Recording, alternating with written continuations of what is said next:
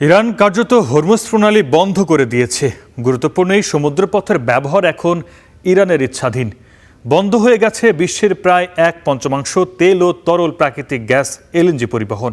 ফলে বৈশ্বিক জ্বালানি সংকটের শঙ্কা বেড়েছে। 2500 সেনা নামিয়ে সম্ভবত এই পথ চালুর পথে হাঁটছে ট্রাম্প। সেটি হতে পারে দুই পক্ষের জন্যই রক্তক্ষয়ী। কিন্তু কেন হরমুজ প্রণালী বন্ধ করল ইরান, দেখুন বিশ্লেষণে। কেন এখন হরমুজ বন্ধ করেছে ইরান? গেল প্রায় 1 দশক ধরে বৈশ্বিক উত্তেজনার যে কোনো প্রেক্ষাপটে হরমুজ সংক্রান্ত হুমকি দিয়ে আসছে ইরান।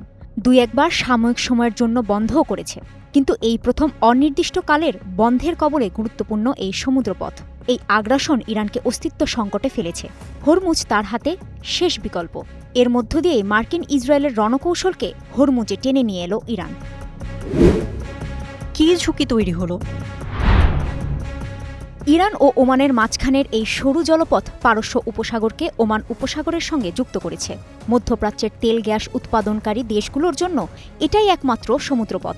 এটি দীর্ঘ সময় বন্ধ থাকলে ঝুঁকিতে পড়বে বৈশ্বিক খাদ্য নিরাপত্তা। কারণ এই পথ পাড়ি দিয়েই গন্তব্যে যায় বিশ্বের প্রায় 33% সালফার সার। কেন এই পথ নিরাপদ রাখা কঠিন? জাহাজ চলাচলের পথ মাত্র 2 নটিক্যাল মাইল চড়া।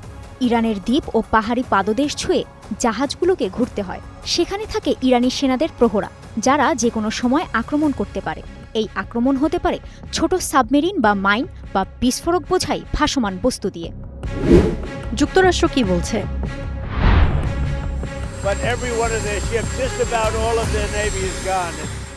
হরমুজ প্রণালী চালু রাখতে কঠোর হামলার হুঁশিয়ারি দিয়েছেন ট্রাম্প। এরপর এক দফা ইরানের খার্ক দ্বীপে হামলা হয়েছে, আরেক দফার হুমকি দিয়ে রেখেছেন।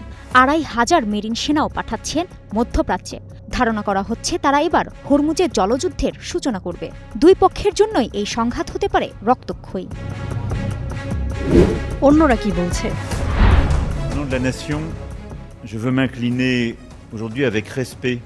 ইম্যানুয়েল ম্যাক্রো বলেছেন, ইউরোপের কয়েকটি দেশ, ভারত ও এশিয়ার কিছু দেশ মিলে একটি যৌথ নিরাপত্তা মিশনের পরিকল্পনা আছে।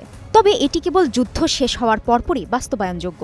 ব্রিটিশ প্রধানমন্ত্রী কিয়ার স্টারমার জার্মানি ও ইতালির নেতাদের সঙ্গে সম্ভাব্য পদক্ষেপ নিয়ে আলোচনা করেছেন। এই প্রণালী এড়িয়ে যাওয়ার বিকল্প আছে কি? এই প্রণালী এড়িয়ে চলা সম্ভব নয় বলেই নতুন পাইপলাইন তৈরির কথা ভাবছিল সংযুক্ত আরব আমিরাত ও সৌদি আরব। কিন্তু এই পরিকল্পনা খুব বেশি দূর এগোয়নি। কাজী শাহরিন, স্টার নিউজ।